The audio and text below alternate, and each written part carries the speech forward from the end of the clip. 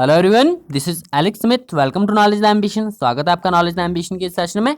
तो यहाँ पर हम कर रहे हैं Himachal Pradesh administrative service pre 2020 के लिए मॉक टेस्ट। मोस्ट इंपॉर्टेंट आपके यहाँ पर क्वेश्चन इंक्लूड किए जाएंगे, तो आपको वीडियो को एंड तक देखना है और वीडियो के एंड में आपको अपना फीडबैक भी देना है कि आपको ये वीडियो कैसी लगी, और वीडियो के एंड में आपको अपना स्कोर भी बताना है कि इसमें से कितने क्वेश्चन जो है आपको आते हैं। इससे पता चलेगा कि आपकी तैयारी किस तरह से चल रही है। तो शुरू करते हैं हमारा इम्पॉर्टेंट सेशन। सभी मोस्ट इंपॉर्टेंट क्वेश्चन यहाँ पर डिस्कस किए जाएंगे जो कि आपके आने वाले एग्जाम का पार्ट जरूर बनेंगे। शुरू करते हैं। इससे पहले अगर आप चैनल पर पहली बार आए तो प्लीज चैनल को सब्सक्राइब भी कर लीजिए और नोटिफिकेशन बेल को ऑन भी कर लीजिए, ताकि आने वाले सभी रेगुलर अपडेट जो है आप तक रेगुलरली पहुंचते रहें। और शुरू करते हैं। हमारा पहला क्वेश्चन यहाँ पर पूछा गया है, which organisation had given its nod to fund the RS 1,400 crore Shimla water supply and sewerage project, along with similar projects in 13 urban local bodies in the state. किस संगठन ने राज्य में शिमला जल आपूर्ति और सीवरेज परियोजना और 13 शहरी स्थायी निकायों की इसी तरह की परियोजनाओं के साथ 1400 करोड़ रुपए की निधि देने की मंजूरी दी है? तो आपको बताना है कि किस ऑर्गेनाइजेशन द्वारा ये आपकी फंडिंग की मंजूरी दी गई है हिमाचल प्रदेश सरकार को। Asian development bank, NABARD, world bank या इंटरनेशनल मॉनेटरी फंड? तो इस क्वेश्चन का राइट आंसर है आपका ऑप्शन नंबर 3 यानी वर्ल्ड बैंक। आपको याद रखना, हाल ही में वर्ल्ड बैंक के द्वारा आपकी इस फंडिंग को मंजूरी दी गई है 1400 करोड़ रुपए, जो कि आपका Shimla water supply and sewerage project के लिए और इसी तरह की अन्य परियोजनाएं जो कि आपकी 13 अर्बन लोकल बॉडीज में कार्य करेंगी पूरे हिमाचल प्रदेश में। तो इसके लिए वर्ल्ड बैंक ने एक फंड को मंजूरी दी है 1400 करोड़ रुपए के साथ। आपको याद रखना है ऑप्शन नंबर 3 इसका राइट आंसर है। और प्रत्येक क्वेश्चन का अगर आपको आंसर पता है तो आप उसी समय वीडियो को पॉज करके उसका आंसर कमेंट बॉक्स में दे सकते हो। आपको आंसर अपना कंप्लीट लिखना है ताकि आपका आंसर जो है वेरीफाई हो सके कि आपने किस क्वेश्चन का आंसर दिया है। तो इस क्वेश्चन का राइट आंसर ऑप्शन नंबर 3 है, वर्ल्ड बैंक ने। क्वेश्चन नंबर 2 की बात करते हैं। पूछा गया है कि in the Himachal Pradesh budget 2020 and 21 a target has been set to do natural farming on the area of 20 hectare for which the provision of total amount is proposed.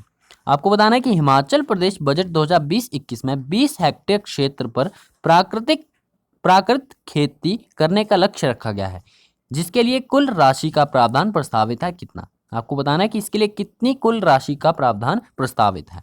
तो हिमाचल प्रदेश बजट 2020-21 से ये क्वेश्चन लिया गया है, मोस्ट इंपॉर्टेंट है। आपको most important note करना है, आपके एग्जाम में जो है आपका Himachal Pradesh budget economic survey से क्वेश्चन जरूर देखने को मिलते हैं। तो आपको बताना है कि कितने रुपए की कुल राशि का प्रावधान जो है प्रस्तावित है, जो आपका प्राकृतिक खेती है यानी नेचुरल फार्मिंग है, जो कि आपकी 20 हेक्टेयर से के एरिया में जो है आपकी टारगेटेड है। तो आपको बताना है इसके लिए कितनी राशि जो है कितनी राशि का प्रावधान जो है प्रस्तावित है, 20 करोड़, 25 करोड़, 10 करोड़ या 14 करोड़? तो इसका राइट आंसर आपका ऑप्शन नंबर 1 यानी 20 करोड़ की राशि जो है 20 करोड़ की राशि का प्रावधान जो है प्रस्तावित है बजट में। हिमाचल प्रदेश बजट 2020-21 में 20 हेक्टेयर क्षेत्र पर प्राकृतिक खेती करने का लक्ष्य रखा गया है, कुल 20 करोड़ की राशि का प्रावधान प्रस्तावित किया गया है। हिमाचल प्रदेश मुख्यमंत्री जयराम ठाकुर जी के द्वारा ये आपका प्रावधान जो है आपका प्रस्तावित किया गया है, बताया गया है उनके द्वारा बजट सेशन में कि 20 करोड़ का प्रावधान जो है इसके लिए रखा गया है। ऑप्शन नंबर 1 इसका राइट आंसर हो जाता है। नेक्स्ट क्वेश्चन नंबर 3 पूछा गया कि recently to boost the income of farmers Himachal Pradesh government launch a project name. हाल ही में किसानों की आय को बढ़ावा देने के लिए हिमाचल प्रदेश सरकार ने एक परियोजना शुरू की है। इसका नाम क्या है? आपको नाम बताना है इसका। शिवा, सेवा, उज्ज्वला या प्रधानमंत्री किसान समृद्धि योजना? हिमाचल प्रदेश किसान समृद्धि योजना। तो इसका राइट आंसर आपका ऑप्शन नंबर 1 यानी शिवा। आपको अगर आप डेली बेसिस पर करंट अफेयर कवर करते हो तो आपको पता होगा कि हाल ही में जो है सरकार ने किसानों की आय को बढ़ावा देने के लिए हिमाचल प्रदेश सरकार ने एक परियोजना को शुरू किया है। परियोजना का नाम है आपका शिवा। शिवा का आपका पूरा नाम पता होना चाहिए। शिवा का पूरा नाम है आपका हिमाचल प्रदेश जो आपका sub tropical horticulture irrigation and value addition. Shiva stand for sub tropical horticulture, irrigation and value addition. तो आपको ये भी पता होना चाहिए। और ये आपके किसानों की आय को बढ़ावा देने के लिए हिमाचल प्रदेश सरकार द्वारा शुरू की गई एक परियोजना है। तो आपको पता होना चाहिए। यदि आप नॉलेज द एम्बिशन के डेली करंट अफेयर सेशन में जुड़ते हो तो आपको ये सभी क्वेश्चंस वहाँ पर कंप्लीट कवरेज किया गया है। और साथ ही में अगर आपने इंपॉर्टेंट स्कीम्स, जो आपकी इंपॉर्टेंट गवर्नमेंट स्कीम्स की पूरी हमारी सीरीज बन चुकी है, प्लेलिस्ट आपकी तैयार है, आप उसमें इंपॉर्टेंट स्कीम्स और उनके एमसीक्यूज वहाँ पर देख सकते हो। तो प्लेलिस्ट सेक्शन जरूर विजिट कीजिएगा। नेक्स्ट आपका क्वेश्चन नंबर 4 इसी से रिलेटेड है। पूछा गया कि how much land under Himachal Shiva project will be covered under horticulture area on which high density gardens will be set up. आपको बताना है कि हिमाचल प्रदेश के शिवा प्रोजेक्ट के अंतर्गत कितनी भूमि को बागवानी क्षेत्र के तहत कवर किया जाएगा जिस पर उच्च घनत्व वाले बाग स्थापित किए जाएंगे। 15,000 हेक्टेयर, 10,000 हेक्टेयर, 6,000 हेक्टेयर या 20,000 हेक्टेयर। तो इसका राइट आंसर है आपका ऑप्शन नंबर 4 यानी 20,000 हेक्टेयर। 20,000 हेक्टेयर भूमि को कवर किया जाएगा शिवा प्रोजेक्ट के अंतर्गत, जिसे हम पहले भी क्वेश्चन में डिस्कस कर चुके हैं। और इसमें जो है उच्च घनत्व वाले बाग स्थापित किए जाएंगे। आपको ये याद रखना है। शिवा प्रोजेक्ट को कंप्लीट आपको कवर लेके चलना है। किसानों की आय को बढ़ाने के लिए इस प्रोजेक्ट को शुरू किया गया है हिमाचल प्रदेश सरकार द्वारा। और इसके तहत जो है 20,000 हेक्टेयर भूमि को जो है कवर किया जाएगा बागवानी क्षेत्र के तहत, और इसमें उच्च घनत्व वाले बाग स्थापित किए जाएंगे। नेक्स्ट आपका क्वेश्चन नंबर 5 पूछा गया कि इन Himachal Pradesh how many health institutions across the state have been proposed to open integrated health clinics under the chief minister health scheme। Himachal Pradesh में मुख्यमंत्री निरोग योजना के तहत राज्य भर में कितने स्वास्थ्य संस्थानों में एकीकृत निरोग क्लिनिक खोलने का प्रस्ताव रखा गया है। मोस्ट इंपॉर्टेंट है, आपको याद रखना है। और वीडियो के कमेंट बॉक्स में आपको आंसर भी बताना है यदि आपको इसके आंसर पता है। तो आपको क्वेश्चन में फिर से रिपीट करता हूं। यहाँ पर हिमाचल प्रदेश में मुख्यमंत्री निरोग योजना आपको याद रखना है। इसके तहत जो है राज्य भर में कितने स्वास्थ्य संस्थानों में एकीकृत निरोग क्लिनिक खोलने का प्रस्ताव रखा गया है। तो आपका बजट में ये भी आपका प्रस्ताव रखा गया है कि एकीकृत निरोग क्लिनिक खोले जाएंगे मुख्यमंत्री निरोग योजना के तहत। तो पूरे राज्य में जो है कितने ये एकीकृत निरोग क्लिनिक खोले जाएंगे, तो बजट में प्रस्तावित है, आपको पता होना चाहिए। तो इसका राइट आंसर है आपका ऑप्शन नंबर 1 यानी टोटल जो आपके 10 एकीकृत निरोग क्लिनिक खोले जाएंगे मुख्यमंत्री निरोग योजना के तहत। आपको ये पता होना चाहिए। ऑप्शन नंबर 1 इसका राइट आंसर है। नेक्स्ट है आपका क्वेश्चन नंबर 6 पूछा गया है कि in December 1947 the Himachal hill state regional council was convened under the leadership of the capital of Shangri princely state of Badgaon. आपको यहाँ पर स्टेटमेंट ही डायरेक्ट पूछी गई है। मैं आपको यहाँ पर क्वेश्चन के फॉर्म में बताता हूँ कि जो दिसंबर 1947 में Himachal hill state regional council का अधिवेशन जो हुआ था वो किसके नेतृत्व में शांगरी रियासत की राजधानी बड़गांव में हुआ था। यहाँ पर क्वेश्चन आपसे इस प्रकार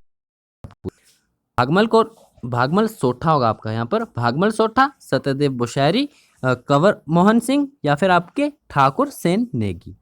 तो यहाँ पर आपको बताना है कि इन दिसंबर 1947 डेट आपको बताइए। दिसंबर 1947 में Himachal hill state regional council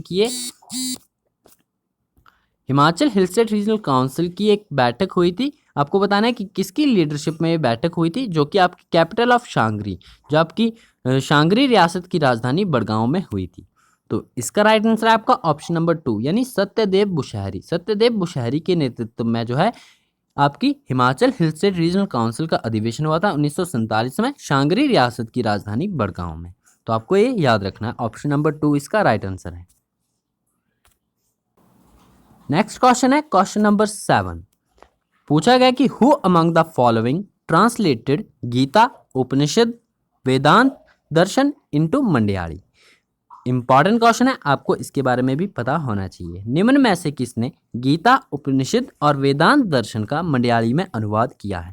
तो यदि आप हिमाचल प्रदेश की हिस्ट्री को अच्छे से कवर करके चलते हो तो इसका आंसर आपको डेफिनेटली पता होगा। और हिमाचल प्रदेश वंडरलैंड एमसीक्यूज की जो हमारी सीरीज कंप्लीट हो चुकी है, आगे भी कंटिन्यू कर रहे हैं हम उसे, तो आपकी कंप्लीट प्लेलिस्ट तैयार है, उसमें हम इस क्वेश्चन को डिस्कस कर चुके हैं। तो आपको बताना है कि किसने गीता, उपनिषद और वेदांत दर्शन का मंडयाली में अनुवाद किया है। राहुल सांकृतन ने, मिस्टर जीवन शर्मा ने, श्री बाल्की राम ने या श्री भवानी दत्त शास्त्री ने? तो इस क्वेश्चन का राइट आंसर आप ऑप्शन नंबर 4 यानी श्री भवानी दत्त शास्त्री ने जो है गीता, उपनिषद और वेदांत दर्शन का मलयाली में अनुवाद किया है। ऑप्शन नंबर 4 इसका राइट आंसर है। नेक्स्ट आपका क्वेश्चन नंबर 8 पूछा गया है कि Ganga Sagar mela fair is held in which state? जो आपका गंगा सागर मेला है वो किस राज्य में आयोजित किया जाता है? तो ये आपका 2020 में आयोजित किया जा चुका है। तो आपको बताना है कि किस राज्य में जो है ये आयोजित किया गया है। उत्तराखंड में, उत्तर प्रदेश में, वेस्ट बंगाल में या फिर महाराष्ट्र में? तो आपको इसका नाम याद रखना है, गंगा सागर मेला। गंगा सागर मेला जो है आपका मेनली आयोजित किया जाता है वेस्ट बंगाल में, पश्चिम बंगाल में आयोजित किया जाता है। पश्चिम बंगाल का एक प्रसिद्ध मेला है। ऑप्शन नंबर सी इसका राइट आंसर है, आपको याद रखना है। नेक्स्ट आपका क्वेश्चन नंबर 9 पूछा गया कि in phased manner Himachal Pradesh Shiva project will be implemented in how many district of Himachal Pradesh? तो हिमाचल प्रदेश शिवा डिस्ट्रिक्ट, अगर आपसे ये आने वाले किसी अन्य एग्जाम में क्वेश्चन पूछा जाता है आगे आने वाले समय में, क्योंकि अभी इसकी बात करें जब ये प्रोजेक्ट आपका लॉन्च हुआ था तब आपका जो है फेज्ड मैनर में आपका चरणबद्ध तरीके से जो है हिमाचल प्रदेश के कुछ डिस्ट्रिक्ट में लागू किया गया था। तो आने वाले समय में हो सकता है ये और अदर डिस्ट्रिक्ट में आपका इम्प्लीमेंट हो जाए, लागू कर दिया जाए। तो आने वाले समय में जहाँ भी आपका इसका अपडेट रहता है, किस प्रकार से इसका इम्प्लीमेंटेशन रहता है, तो हम डेली बेसिस पर इसे कवर करते रहेंगे। तो फिलहाल आपको याद रखना है कि जो फेज्ड मैनर चरणबद्ध तरीके से जो है हिमाचल प्रदेश शिवा प्रोजेक्ट को जो है कितने जिलों में लागू किया जाएगा? 8 जिलों में, 9 जिलों में, 7 जिलों में या 12 जिलों में? तो इसका राइट आंसर आपका ऑप्शन नंबर 3 यानी कुल 7 जिलों में जो है हिमाचल प्रदेश शिवा प्रोजेक्ट के बारे में हम पहले पढ़ चुके हैं। और शिवा प्रोजेक्ट को जो है आपका चरणबद्ध तरीके से हिमाचल प्रदेश के 7 जिलों में लागू किया जाएगा। आने वाले समय में देखते हैं किस प्रकार इसका इम्प्लीमेंटेशन रहता है। डेली बेसिस पर हम न्यूज़ कवरेज में से कवर कर लेंगे। तो नेक्स्ट आपका इस क्वेश्चन का राइट आंसर ऑप्शन नंबर 3 है, 7 जिलों में चरणबद्ध तरीके से हिमाचल प्रदेश शिवा प्रोजेक्ट को जो है लागू किया जाएगा। नेक्स्ट आपका क्वेश्चन नंबर 10 पूछा गया कि which among the following events happened earliest? अब आपको बताना है कि निम्नलिखित में से कौन सी घटना सबसे पहले हुई है। अब यहाँ पर घटनाएं आपको इनके प्रॉपर आपको डेट टाइम पीरियड याद होना चाहिए कि कौन सी जो आपकी ये घटना है वो किस समय हुई है। तो इससे आप अंदाजा लगा सकते हो कि निम्नलिखित में से कौन सी घटना जो है पहले हुई है। पहला ऑप्शन है आपका स्वामी दयानंद सरस्वती, जो आपके स्वामी दयानंद थे, इस्टेब्लिश्ड आर्य समाज, उन्होंने आर्य समाज की घटना की थी। या फिर आपका दीनबंधु मित्र रोट नील दर्पण, दीनबंधु मित्र ने नील दर्पण लिखा था। बंकिम चंद्र चट्टोपाध्याय रोट आनंद मठ, बंकिम चंद्र चट्टोपाध्याय ने आनंद मठ लिखा था। या फिर आपका Satyendra Nath Tagore became the first Indian to succeed in Indian civil service examination. तो इसमें से आपको बताना है कि कौन सी घटना जो है सबसे पहले हुई है। तो यहाँ पर आपको सभी घटनाएं जो है आपकी सीक्वेंस वाइज पता होनी चाहिए कि कौन सी घटना जो है पहले हुई है। अब बात कर लेते हैं आपकी स्वामी दयानंद सरस्वती की। तो स्वामी दयानंद सरस्वती ने जो है आपका इस्टेब्लिश किया था आर्य समाज 10 अप्रैल 1875 में। और बात करें दीनबंधु मित्रा की, तो दीनबंधु मित्रा ने आपका नील दर्पण लिखा था 1858 से 59 के बीच में। आपको इन सभी की डेट्स जो है पीरियड वाइज याद होनी चाहिए। आपका दयानंद सरस्वती ने आर्य समाज की स्थापना हुई थी आपके 1875 में। नील दर्पण लिखा गया था आपका 1858 से 1859 के बीच में। और जो आपके बंकिम चंद्र चट्टोपाध्याय थे, इन्होंने आनंद मठ जो लिखा था वो लिखा था 1882 में। और नेक्स्ट आपका सत्येंद्र नाथ टैगोर जो है first Indian to succeed in Indian civil service examination, तो ये आपके जून 1863 में हुए थे।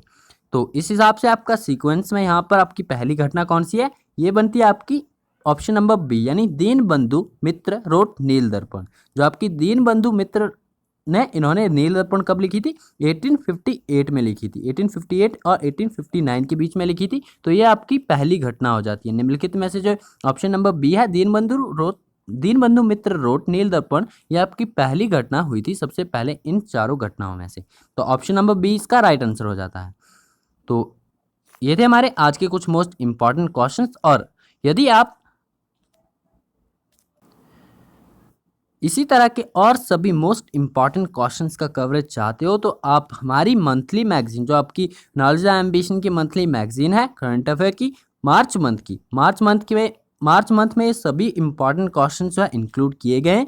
यदि आपने वो अभी तक डाउनलोड नहीं करी है तो आप वीडियो सेक्शन जो आपका डिस्क्रिप्शन बॉक्स है वहाँ पर लिंक दिया गया है, आप वहाँ से इसे चेक कर सकते हो। वहाँ पर आपका कंप्लीट कवरेज है हिमाचल प्रदेश करंट अफेयर का, नेशनल इंटरनेशनल कवरेज का, और साथ ही में हिमाचल बजट 2020 एंड 21 के हाईलाइट्स, इकोनॉमिक सर्वे का हाईलाइट्स, और साथ ही में हिमाचल प्रदेश गिरिराज मंथली जो कि आपका ऑब्जेक्टिव में इंक्लूड किया गया है इसमें, वो भी इसी मैगजीन में इंक्लूडेड है। और साथ में बात करें आपका इंपॉर्टेंट क्या है, हिमाचल